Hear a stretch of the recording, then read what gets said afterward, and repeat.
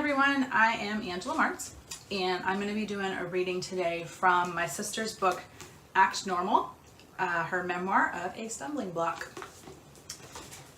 So I'm going to be starting at the prologue. June 2015, Pine Creek, Arkansas. The wind blows to the south and turns to the north. Round and round it goes, ever returning on its course. Ecclesiastes 1:6. AC blasts my face as I flip the passenger side visor down to check my makeup again. I've spent more time than usual creating this protective barrier between them and me, but the humidity is melting my foundation and curling my hair. I'd forgotten how oppressive Ozark air can be. Giving up on my face, I punch the radio button with my knuckle. Danger Zone blares through the speakers, and I turn to my sister. Seriously? Angela doesn't look away from the road. Well, I guess that works. Laughter bursts from us at the same time, and I worry the tears forming in my eyes will streak my eyeliner. Morning sunlight flickers into the car as we drive past limestone bluffs and tree-filled hollers. Angela's dark hair is still wet from her morning shower, and it shines when the sun hits it. She's dressed sensibly, as always, jeans and a modest top. I packed a conservative floral blouse and long skirt for today, but 10 minutes before we left the hotel, I pulled on a pair of skinny jeans and blue snakeskin print top instead. With my frizzy blonde hair, I look a little wild. I figure these people already think I'm a little wild, so why not just roll with it? Our tiny silver car dips and turns along the mountain road until we hit Pine Creek, Arkansas. It's a town we barely recognize, so we rely on Angela's muscle memory to make the right turns.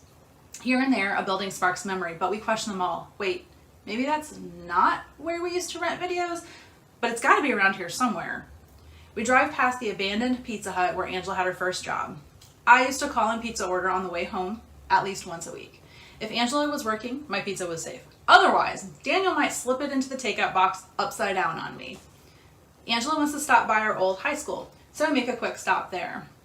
It's the same short, one-story building we grew up in, right across the street from the Sonic where I'd worked as a car hop my senior year, skating Route 44s out to people's cars. In front of the building, each graduating class has a slab with their names engraved on it. We find my name with the class of 1999, but Angela isn't listed with the class of 2000. She reaches into the car, rips a piece of paper out, and writes, "Angela was here, 1996 to 2000, regardless of your plaque."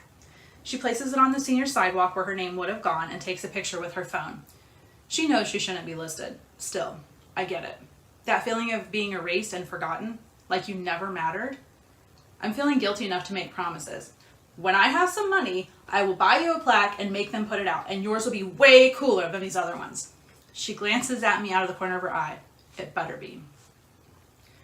Our rental car pulls away from the school and heads back through town. We take a hard left onto Highway 83, and I feel like I'm throwing up, or passing out, or yanking the car door open and rolling to safety. We have a plan. After discarding my original idea of bursting through the double doors of our old church shouting, "We're back, bitches!" we settled on showing up during Sunday school. If anyone asks, we'll tell them we're flying out of Little Rock that afternoon, which is both true and a good excuse if we decide to leave in a hurry. All our talk about strategy makes it feel like we're infiltrating enemy headquarters. The church sign pops up over the hill on our right. Pine Creek Mennonite Brethren Church. Take a deep breath, she tells me. I've already taken 3. So that's a little bit of the story of what happened in 2015 when we took a trip to Arkansas to visit the place that all of the rest of this happened in, or well, the majority of this happened in. It was the first time that Christy and I had actually been back in 15 years. And so it was interesting to experience that town as it is today, because it's very different. And so, you know, going in kind of blind and not knowing what it was like whenever we got there was kind of interesting. There was a few places that were still around, some of the food places that we used to go to. I made her stop at one of my favorite ones.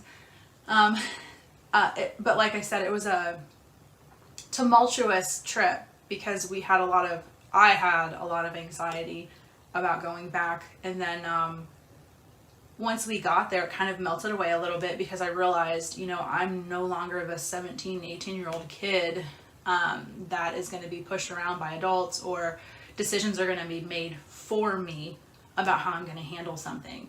And so that kind of gave me a little bit more empowerment to say, you know what, I have this narrative. I get to decide how things are going to go on this trip. And, you know, it's interesting. I really am glad that I went with Christy, that we did that moment together. I think that it was empowering for both of us. And I remember leaving the church and just feeling so sad for them for how things turned out after we left. A lot of damaging things happened over the years at that church. And yeah, it just made me sad. So there was no longer a feeling of hate or anger or, you know, anything other than just sadness for them. But it's really good. And it chronicles, you know, her journeys through the stalking situation and after. And, you know, kind of the aftermath of it and the repercussions because of that whole event and some other things that came up later on in her life. And to be perfectly honest, you know, the stalking is only a small part of the story. A lot of the story is the internal conflict that you have whenever somebody treats you as an object instead of a human being. And when people don't understand, validate, or recognize, you know, your struggle or your pain in that moment. And so it's really, yes, it's a memoir because she went through it, but it's more than that. And I mean, how could it not be, right? So yeah, if you have a minute, or well, a little bit more than a minute, it's a pretty big book. I definitely recommend taking a look at this, especially if you know somebody who has been through something of this nature, a stalking situation, or maybe even just an extremely abusive spouse or boyfriend or something of that nature who has treated them as an object instead of a human being. So what's cool is that you're getting details straight from somebody who felt that way. And a lot of that talks about, you know, why it kind of made her make the decisions that she made. And at least that's what I got out of it as her sister. Knowing who she is to her core helped me to see her in a different way here, because some of the time frame, you know, her and I were not living in the same town always. And some of her decisions I wouldn't have made, but a lot of my decisions she wouldn't have made. And so it's really cool for me as her sister to hear it from her. You know, what was she really going through? And being an adult now, being able to look back and think through all of that and process all of that has been a really cool experience for me. And I think for me specifically, this was a really healing process.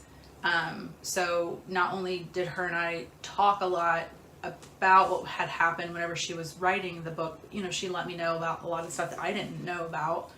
And then reading the book, I cried a lot, and it was very emotional, brought back a lot of bad memories, but it also brought back a lot of good memories from times that we spent together and things that we did do, because it was all kind of happening simultaneously. There were like all these really, really bad things happening, but then I also had some other good things that were going on. And so it was just like a mix of emotions for me. But yeah, I feel like it was really healing, and I really appreciate the fact that she did write it. And I really respect her for writing it a lot. So I will say too, you know, her dedication says it all. You know, it says, "To my family who lived it with me, to all other survivors and to all other survivors of predators and the communities that shelter them who have lived it too." You know, and that's really what this book is about. It's about all of us who have been through it and the journey and how hard it can be. So anyway, thank you for your time and have a great day.